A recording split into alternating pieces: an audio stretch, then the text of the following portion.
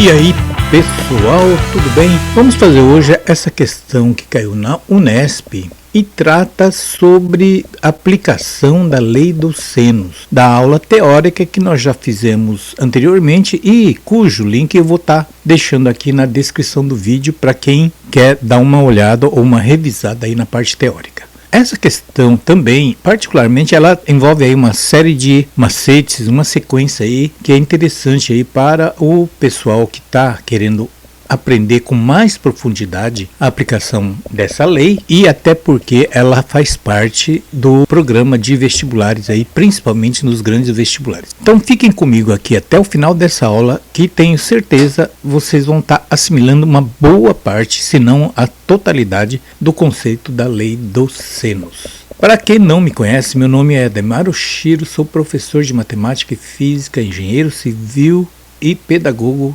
no Japão e deixo na descrição do vídeo mais informações e também vou estar falando a respeito do conteúdo de hoje.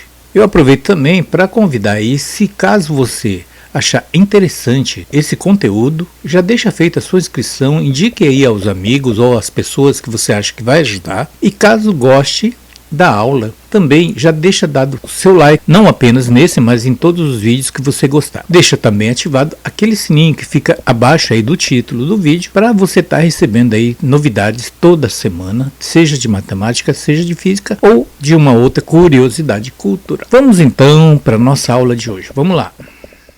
Bem, vamos então à leitura do texto e a sua interpretação, que é fundamental. Então, uma pessoa se encontra no ponto A, então seria essa pessoa estaria aqui, exatamente nesse vértice A, de uma planície às margens de um rio. Aqui o rio não está totalmente colorido, mas estaria nesse contorno aqui, tá? E vê do outro lado do rio o topo do mastro de uma bandeira no ponto B. Então está aqui no ponto B o mastro que está hasteando a nossa bandeira aqui. Muito bem. Com o objetivo de determinar a altura H desse mastro da bandeira, essa pessoa anda de A até C, caminhando aqui então 50 metros para a direita. Então, desse ponto C, ele observa esse mastro, a extremidade superior do mastro, que é o ponto B, sob um ângulo de 30 graus, tá? Esse ângulo aqui é um ângulo vertical em relação ao solo aqui, ó, tá? Então ele enxerga aqui esse ângulo de 30 graus a partir do ponto C, visando aqui o ponto B. Observe que essa figura aqui, então, se transformou aí numa figura bem conhecida aí como cunha. Não sei se o pessoal sabe o que é uma cunha, mas cunha é aquela pecinha que pode ser de madeira ou de plástico. Geralmente eles utilizam também para calço de porta ou coisa do tipo assim. Ou então, para quem gosta de uma boa gastronomia, pode ser aquele formato daquele corte de um queijo, né? Daquele queijo Minas, pode ser recortado nesse formato aqui também. Muito bem, então, feito isso, a pergunta é claro que aqui ele fala, sendo D o pé do mastro, avalia que o ângulo BAC, aliás, eu vou ressaltar que esse tipo de nomenclatura, toda vez que vocês observarem 3 letras maiúsculas e a letra do meio tem esse sinal que parece um circunflexo, mas que na verdade é um símbolo de ângulo, significa o seguinte, você está lendo que tem o vértice B, A e C, exatamente onde tem o símbolo do ângulo, está fazendo esse ângulo de 30 graus. Então, essa letra do meio significa exatamente o vértice onde está a abertura ou o ângulo formado nessa questão. Então, nesse caso aqui, seria 30 graus. Assim como o ângulo ACB. Então, veja que o ângulo C mede 105 graus. O ângulo no vértice C vale 105 graus. Ok? Muito bem. Agora, a pergunta é: a altura H do mastro da bandeira em metros é? Então, eu vou fazer aqui na outra folha para ter mais espaço para a gente fazer os cálculos aqui. Vamos lá. Bom, então aqui ficou a figura, a nossa figura. E a pergunta, a altura H do mastro da bandeira em metros é? Então nós temos essas alternativas e vamos começar a análise. A primeira coisa que eu sempre digo em todas as minhas aulas, quando você tem uma questão, seja de matemática, física ou química, partam sempre da pergunta. Qual é a pergunta? A pergunta é: qual é a medida H, altura do mastro? Aí vocês olhem aqui na figura. você tem esse H, na verdade, aqui está meio apagado, mas é lógico que esse mastro ele faz 90 graus aqui com o chão, tá? Então ele forma aqui um triângulo retângulo, observem aqui, ó. E quando se trata de triângulo retângulo, você tem duas maneiras aqui de resolver, ou por Pitágoras, mas para você resolver por Pitágoras, você teria que saber esses dois lados aqui para a gente poder calcular o H, correto? Então, o Pitágoras já está descartado nesse caso por hora, porque eu não consigo descobrir, por exemplo, esse cateto aqui, olha. Esse cateto aqui não tenho nenhuma informação a respeito dele e não tenho como descobrir, pelo menos do jeito que está aqui. Agora, essa hipotenusa aqui, se fosse só esse triângulo retângulo, ignorando esse outro aqui em cima, também não daria. Mas você vai notar que essa hipotenusa, ele faz parte de um dos lados desse triângulo ABC. Perceberam? Então, a hipotenusa ABC faz parte desse triângulo. E como nesse triângulo eu tenho um lado conhecido e tenho dois ângulos, isso é uma dica de que você pode usar a lei dos senos.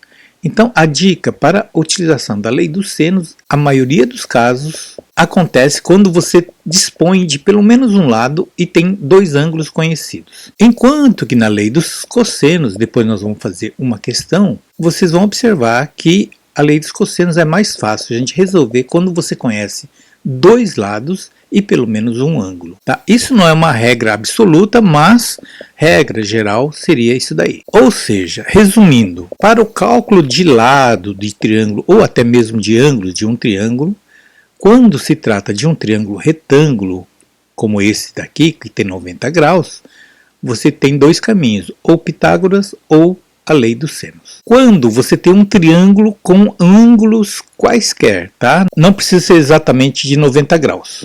Então, quando você tem ângulos diferentes de 90 graus, você parte para a lei dos senos ou a lei dos cossenos. Aí depende do tipo de exercício. Nesse caso aqui seria a lei dos senos. Então, observe que se eu descobrir essa hipotenusa com uma aplicação simples da relação trigonométrica num triângulo retângulo, eu consigo resolver essa questão. Então, vamos em busca então do cálculo dessa hipotenusa, que eu vou chamar de x. Então, vou chamar de x aqui. Bom, antes de fazer o cálculo, vamos recordar o formulário da lei dos senos. Como que é o formulário da lei dos senos?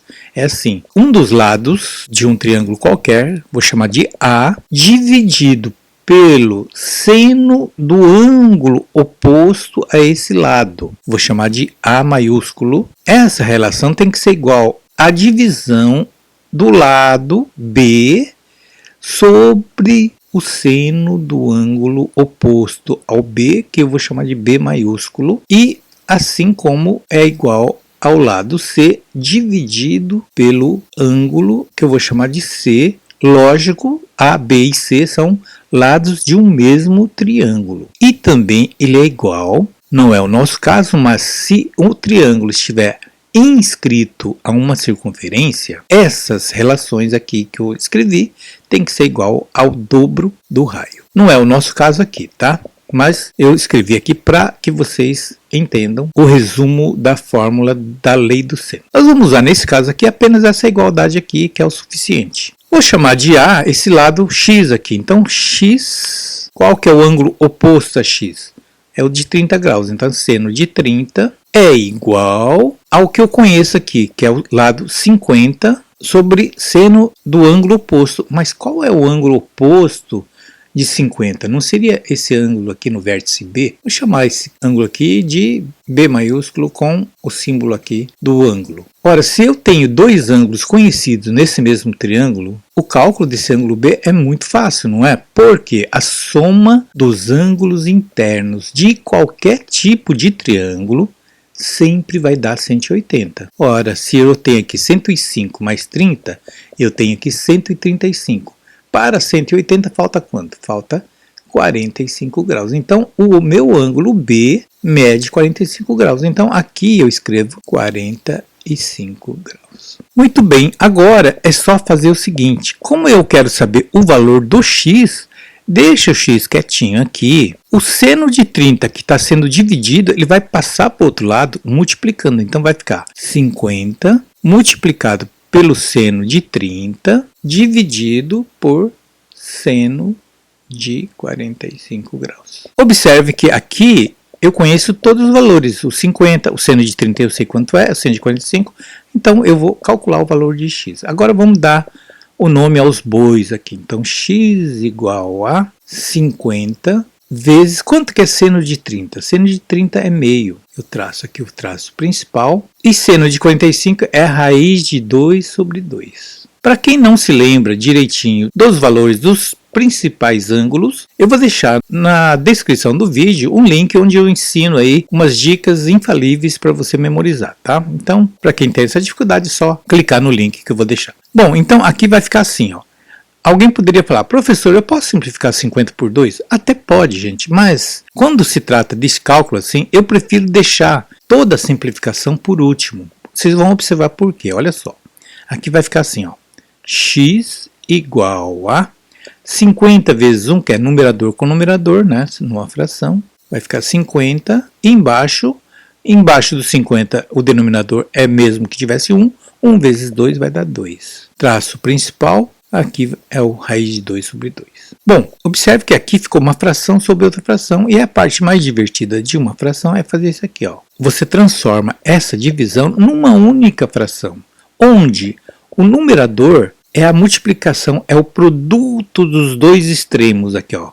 50 vezes 2. Então, você vai escrever aqui 50 vezes 2. E o denominador aqui vai ser formado pelo produto dos dois números do meio, ou seja, do denominador de cima com o numerador de baixo. Vai ficar 2 vezes raiz de 2. Observe que agora sim eu posso cortar esse 2 com 2 aqui, ficou mais fácil. Então, o meu x é igual a 50 sobre raiz de 2. Mas vocês sabem que numa fração, quando aparece uma raiz no denominador, é bom evitar, não que esteja errado, tá? Mas para efeito de cálculo, nós sempre procuramos eliminar essa raiz utilizando-se da racionalização. Para quem não se lembra, racionalizar significa o seguinte: quando se trata de uma raiz quadrada, basta multiplicar pela própria raiz, que é o 2, só que em cima também você vai multiplicar aqui por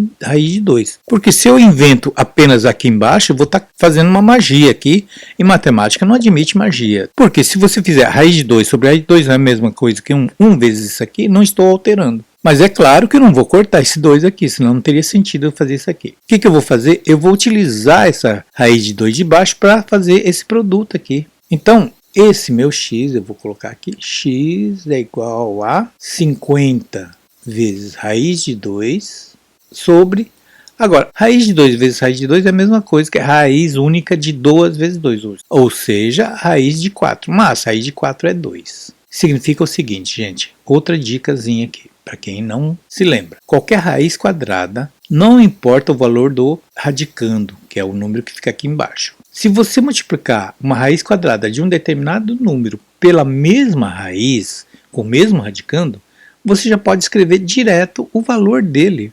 Por exemplo, se fosse raiz de 7 vezes raiz de 7, daria raiz de 49. Raiz de 49 é 7. Ou seja, você simplesmente tiraria o símbolo do radical e coloca aqui o valor. Bom, só que 50 raiz de 2 sobre 2, eu simplifico por 2. Esse daqui vai dar 25, por 2 aqui vai dar 1. Então, isso daqui, o meu valor do x vai ser 25 raiz de 2. Cuidado, porque muita gente, a hora que chega nesse valor aqui, vai pensar assim, opa, já cheguei aqui no resultado, é o D, 25 raiz de 2.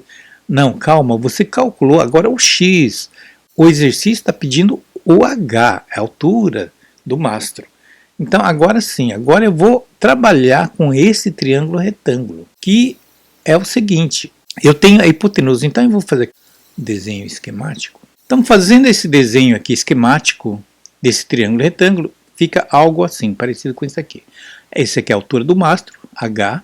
A hipotenusa, acabei de calcular que é 25 raiz de 2 e eu tenho esse ângulo de 30 graus. Bem, para quem não se lembra, a relação trigonométrica, nesse caso aqui, como eu quero saber o valor do cateto oposto ao ângulo de 30, eu tenho a hipotenusa, então eu vou usar aquela relação que diz o seguinte, que o seno de um ângulo, nesse caso 30, é igual sempre ao cateto oposto, que é o H, sobre a hipotenusa, mas a minha hipotenusa mede 25 raiz de 2. Bem, como eu quero saber o valor do H, o 25 raiz de 2, que é o denominador, eu passo para cá multiplicando. Então o meu H ficará assim, ó. H é a mesma coisa que o seno de 30 multiplicado por 25 raiz de 2. Tá? Então eu passei esse cara aqui para cá multiplicando. Muito bem, agora então o meu H é igual. Quanto vale o seno de 30? Seno de 30 é meio vezes 25 raiz quadrada de 2.